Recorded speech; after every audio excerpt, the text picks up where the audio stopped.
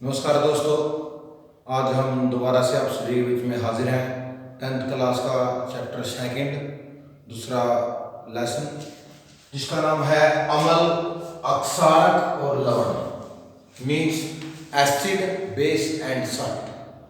ये एक ऐसा लेसन है जो हमने पहले 7th क्लास में पढ़ा है। 7th क्लास में इसके बारे में थोड़ी बेसिक नॉलेज है और 10th क्लास में उसको थोड़ा अच्छे से डिस्क्राइब किया गया है। तो हम सबसे पहले नाम के बारे में डिस्कस करते हैं, जिसमें हमें 3 चीजों के बारे में पढ़ते हैं: अम्ल, अक्षारक और लवण। अम्ल, अक्षारक और लवण means acid, base and salt. तो सबसे पहले पढ़ते हैं हम एसिड क्या होते हैं। एसिड किसी भी पदार्थ के हम सबसे पहले 2 गुण पढ़ते हैं।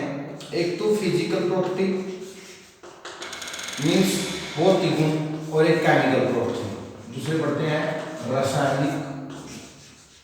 तो उसी प्रकार हम एसिड जो अम्ल है उनके भी 2 गुण पढ़ेंगे, भौतिक गुण और रासायनिक। तो भौतिक गुण में क्या पढ़ते हैं? सबसे पहले पढ़ते हैं कि टेस्ट के बारे में, किनका टेस्ट कैसा होता है। जो एसिड होते हैं वो ऐसे पदार्थ होते हैं जो स्वाद में खट्टे होते हैं, मीन्स स्वाद में खट्टे होते हैं। और अक्षारक स्वाद में कैसे होते हैं? कड़वे, बिटर टेस्ट।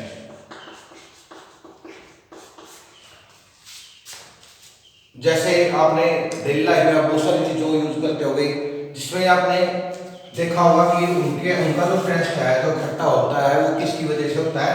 एसिड की वजह से। जैसे इमली, तमारिंड, उसके अंदर एसिड होता है, टार्टरिक एसिड। टमाटर के अंदर, पालक के अंदर, नींबू के अंदर, संतरा के अंदर, जितनी भी लगभग खट्टी चीजें होती है उनके अंदर सिट्रिक एसिड होता है। सिट्रस शब्द से आया सिट्रिक एसिड। तो वो स्वाद में क्या होते हैं? खट्टे। किसकी वजह से? क्योंकि उनके अंदर एक केमिकल होता है जिसका हम क्या कहते हैं? एसिड, अम्ल। तो दूसरे हैं अक्षारक, जो स्वाद में क्या होते हैं? कड़वे। और इनकी एक और खूबी है कि जो इनको अगर टच करें, स्पर्श करें, तो इनका कैसा कलर होता है? सोप, मीन साबुन के जैसा। जब हम इनको छूते हैं तो ऐसा लग रहा है जैसे हम साबुन को छूते हैं। साबुन के अंदर भी क्या होते हैं? बेस, अक्षारक होते हैं। ये थे इन दोनों के भौतिक गुण। अब पढ़ेंगे हम इनकी केमिकल प्रॉपर्टी, रासायनिक गुण। देखिए, किसी भी पदार्थ को चेक करने के लिए, अम्ल या अक्षारक को, सबसे पहले हम एक इंडिकेटर लेते हैं। और यहाँ पर हमारा सबसे बेसिक इंडिकेटर है जिसको हम बोलते हैं लिटमस। लिटमस क्या है? एक बेसिक इंडिकेटर, मतलब सबसे साधारण, जो हम ज्यादातर इसी के बारे में पढ़ते हैं। इसके बारे में, लिटमस के बारे में। इंडिकेटर, इंडिकेटर को क्या बोलते हैं? सूचक। क्या बोलते हैं? सूचक। जो हमें क्या देता है? सूचक हमें क्या देता है? सूचना, इंफॉर्मेशन। किस बारे में? कि जो हम केमिकल यूज कर रहे हैं वो अम्ल है या अक्षारक। तो सबसे बेसिक है लिटमस। लिटमस क्या होता है? 2 फॉर्म में होता है, सॉल्यूशन की फॉर्म में भी, सॉल्यूशन मीन एक घोल के रूप में, और दूसरा पेपर के रूप में भी, कागज। पेपर मतलब पत्थर के रूप में। बेसिकली ये एक प्लांट से प्राप्त होता है। ये 2 प्रकार के सॉल्यूशन होते हैं इसके अंदर, आपने पढ़ा भी होगा। कौन कौन से? रेड एंड ब्लू, लाल और नीला, 2 प्रकार का लिटमस होता है। तो सबसे बेसिकली तो इसके 2 कलर हमने पढ़ लिए, रेड एंड ब्लू। अब तो ये एसिड है तो इसकी एक ट्रिक भी बनती है, ABR। A mean acid, B mean blue और R मीन रेड। मीन्स ऐसे पदार्थ जो नीले लिटमस को किसमें बदल देते हैं? लाल लिटमस में बदल देते हैं, उनको हम क्या बोलते हैं? अम्ल बोलते हैं, एसिड्स बोलते हैं। तो यहां से एक ट्रिक बन गई, ABR। ABR mean acid change blue litmus into red litmus. तो एक ही याद करने की जरूरत है, क्योंकि दूसरा अपने आप याद हो जाता है। अगर अम्ल नीले लिटमस को लाल लिटमस में बदलेंगे तो जाहिर सी बात है अक्षारक क्या करेंगे? लाल लिटमस को किसमें बदलेंगे, नीले लिटमस में, means red litmus change into grey litmus. तो एक टेस्ट है जिसके द्वारा हम पता लगा पाते हैं कि कोई भी चीज अम्लीय है या क्षारीय।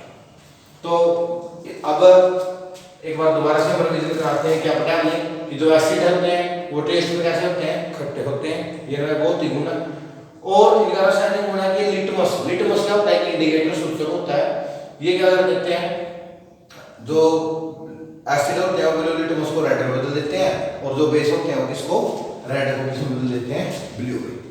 ऐसे हो एक हमारे पास और भी नेचुरल इंडिकेटर है टर्मरिक, हल्दी। हल्दी भी क्या है, इंडिकेटर है, सूचक है। जैसे आपने देखा भी होगा दैनिक डेली लाइफ में कि जब हमारे कपड़ों पर व्हाइट जो क्लॉथ होते हैं उनके ऊपर जब सब्जी गिर जाती है तो उनके ऊपर पीले पीले रंग के निशान पड़ जाते हैं, और जब उनके ऊपर साबुन लगती है तो भूरे रंग में बदल जाते हैं। जिसका मीन्स तो जो टर्मरिक है वो भी क्या है, एक इंडिकेटर है। उससे अगला पॉइंट है लवण, साल्ट। वैसे तो साल्ट की अलग अलग डेफिनेशन है, लेकिन सबसे कॉमन जो इसकी डेफिनेशन है वो क्या है कि जब हम दो चीज लेते हैं, एसिड और बेस, अम्ल और अक्षारक, और उन दोनों को आपस में क्या करवाते हैं, रासायनिक अभिक्रिया, केमिकल रिएक्शन, तो उन दोनों के रिजल्ट की वजह से एक कंपाउंड बनता है सॉल्ट, और साथ में क्या बनता है, वाटर, H2, लवण, जिसको हिंदी में क्या बोलते हैं, लवण। मींस सबसे कॉमन रिएक्शन है। इस रिएक्शन में क्या बोलते हैं, न्यूट्रलाइजेशन। कौन सी रिएक्शन बोलते हैं, न्यूट्रलाइजेशन। मींस न्यूट्रल, एसिड और बेस एक दूसरे के इफेक्ट को न्यूट्रल कर देते हैं, खत्म कर देते हैं, इसलिए इस रिएक्शन को क्या बोलते हैं, न्यूट्रलाइजेशन। हिंदी में क्या बोलते हैं, उदासीनीकरण, क्योंकि उदासीन हो जाते हैं ये एक दूसरे को। जैसे सबसे कॉमन एग्जांपल हम उस एसिड पर भी लेते हैं, जैसे HCl, हाइड्रोक्लोरिक अम्ल, दूसरा H2SO4, सल्फ्यूरिक अम्ल, तीसरा HNO3, नाइट्रिक अम्ल। कुछ बेस पर लेते हैं, ज्यादातर हमने मेटल्स होती हैं तो बेसिक होती हैं, sodium hydroxide, potassium hydroxide, lithium hydroxide, calcium hydroxide और मैग्नीशियम हाइड्रोक्साइड, ये कुछ बेस है। यहां से हम एक चीज और देख पा रहे हैं कि जितने भी एसिड हैं उनके अंदर H+ कॉमन है। अगर हम इनको ब्रेक करें, जैसे HCl को हम ब्रेक करें तो H+Cl-, H2SO4 को ब्रेक करें तो H+SO4 HNO3 को ब्रेक करें H+NO3-। तो यहाँ से पता लग रहा है कि सबके अंदर H+ कॉमन है। तो ये भी एक इनकी कैरेक्टरिस्टिक है कि सभी एसिड सॉल्यूशन के अंदर जब उनको सॉल्यूशन में डाला जाता है तो वो क्या लेते हैं, H+, और सभी बेस सॉल्यूशन के अंदर क्या लेते हैं, OH-, Na+, OH-, K+, OH-। और यहीं से हम इनकी केमिकल रिएक्शन भी देख पाते हैं। जैसे सबसे कॉमन है HCl + NaOH। तो एक बार सभी अच्छे से समझेंगे इसको, H+Cl- Na+OH-। तो जो इसका प्लस है वो इसके नेगेटिव के साथ और इसका नेगेटिव इसके पॉजिटिव के साथ, तो बना क्या है, NaCl + H2O। तो जो ये NaCl है, यहां से हम देख पा रहे हैं ये क्या है, लवण है, साल्ट। तो इस केमिकल रिएक्शन के अंदर जो एक न्यू कंपाउंड फॉर्मेशन हुई, when the acid and base react with each other than form A salt. तो यहां से हमने क्लियर किया कि लवण क्या होता है। जैसे मैंने आपको स्टार्टिंग में बताया भी था कि लवण की कई डेफिनेशन है, तो इसकी एक दूसरी डेफिनेशन भी है। दूसरी डेफिनेशन क्या है कि जब कोई भी मेटल, एसिड के साथ रिएक्शन करती है, मेटल मीन धातु, किसके साथ रिएक्शन करती है, एसिड के साथ, तब भी एक नए कंपाउंड फॉर्मेशन होती है जिसको बोलते हैं सॉल्ट, लवण। और साथ में गैस निकलती है, हाइड्रोजन गैस। इसको आप सबसे कॉमन एग्जांपल लेते हैं, जैसे Na, sodium metal plus HCl, तो फॉर्मेशन क्या होगी, NaCl + H2।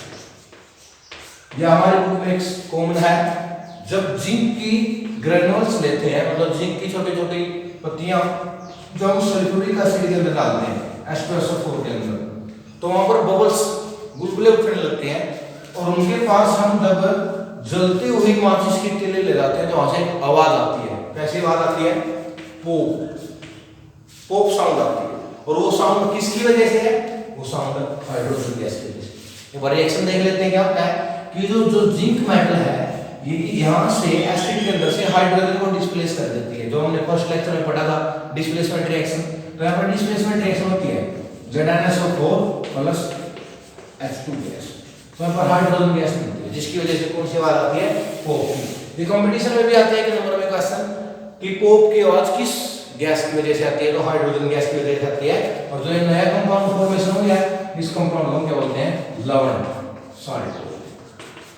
तो सबसे पहले हमने तीनों जो इस लेसन के अंदर में आते हैं तीनों उनको क्लियर किया है, एसिड, बेस एंड सॉल्ट। अम्ल क्या होते हैं, अक्षारक क्या होते हैं और अक्षारक और लवण क्या होते हैं।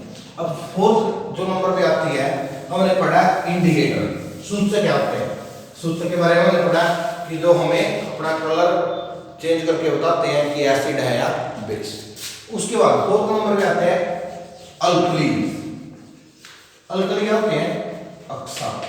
अब इनको समझना बहुत जरूरी है क्योंकि मैंने पहले भी ऐसा पढ़ा है अक्षारक। इंग्लिश और मीडियम के लिए तो बहुत ज्यादा डिफरेंशिएट है एक दूसरे से, क्योंकि एक का नाम है बेस और एक का नाम बेस के अंदर हम डिफरेंशिएट बताना। तो जो बेस है कैसे NaOH, KOH, MgOH का ट्वाइस, मैग्नीशियम हाइड्रोक्साइड, ये सारे जो अक्षारक या जो बेस वाटर के अंदर सोलबल होते हैं, जल के अंदर घुलनशील होते हैं, उन्हीं अक्षारकों को हम अक्षार कहते हैं। इसका मतलब सभी अक्षारक अक्षार नहीं होते, लेकिन सभी अक्षार अक्षारक होते हैं। Means all base are not alkali but all alkali are bases. For example जैसे NaOH caustic soda, sodium hydroxide, अगर हम इसको वाटर में डालते हैं तो ये वाटर के अंदर क्या है? सोलबल है, घुलनशील है। तो इसका मतलब ये अक्षारक भी है और ये क्या है? अक्षार। तो हमारे पास बहुत सारे ऐसे एग्जांपल भी हैं जो वाटर के अंदर सोलबल नहीं होते। ये तो सोडियम के कंपाउंड है जो जनरली वाटर के अंदर सोलबल होते हैं, और जैसे दूसरी मेटल होती हैं उनके कंपाउंड, जैसे अगर हम गोल्ड का, सिल्वर का हाइड्रोक्साइड लेते हैं तो वाटर के अंदर सोलबल नहीं होते। तो इसलिए जो वाटर के अंदर सोलबल नहीं होते वे अक्षारक कभी भी अक्षार नहीं होते। तो हमने क्या पढ़ा है, एक बार फास्ट क्विक रिवीजन करते हैं। हमने लेसन का नाम एसिड, बेस एंड सॉल्ट, अम्ल, अक्षारक और लवण के बारे में पढ़ा। अम्ल के कुछ एग्जांपल पढ़े जैसे HCl हाइड्रोक्लोरिक अम्ल, H2SO4 सल्फ्यूरिक अम्ल और HNO3 नाइट्रिक अम्ल। और इनकी खूबी पढ़ी कि ये टेस्ट में खट्टे होते हैं और ये सॉल्यूशन के अंदर H+ देते हैं, और क्या पढ़ा, और ये ब्लू लिटमस को किस में बदल देते हैं? रेड लिटमस में। उसके बाद बेस के बारे में पढ़ा, अक्षारक के बारे में जैसे sodium hydroxide, potassium hydroxide, magnesium hydroxide, इनकी क्या खूबियां पढ़ी, इनके बारे में पढ़ा कि टेस्ट में कड़वे होते हैं, बिटरीन टेस्ट, और ये सॉल्यूशन के अंदर OH- देते हैं। और दूसरी बात, और हमने क्या पढ़ा कि ये कैसे लिटमस को, रेड लिटमस को किसमें बदल देते हैं? ब्लू लिटमस में बदल देते हैं। उसके बाद हमने एक डेफिनेशन पढ़ी साल्ट की। साल्ट क्या होते हैं? जब एसिड और बेस दोनों एक दूसरे के साथ रिएक्शन करते हैं तो एक प्रोसेस होती है जिसको बोलते हैं न्यूट्रलाइजेशन। जो सबसे कॉमन एग्जांपल पढ़ा HCl प्लस NaOH, तो बनता क्या है? NaCl प्लस ये सारे। और लास्ट में हमने टॉपिक पढ़ा अल्कली के बारे में, अक्षार। अक्षार क्या होते हैं? जो अक्षारक होते हैं जो जल में घुलनशील होते हैं उन्हीं अक्षारकों को क्या बोलते हैं? अक्षार। इसके बाद जो आगे का जो कंटिन्यू करेंगे हम दूसरे लेक्चर में पढ़ेंगे। तो जितने भी अब तक हमने चारों डेफिनेशन बताई अच्छे से लेसन पढ़कर उसके शॉर्ट नोट्स बनाए, और जो भी डाउट हो वो कमेंट में डालें। थैंक यू, धन्यवाद, जय हिंद, जय भारत।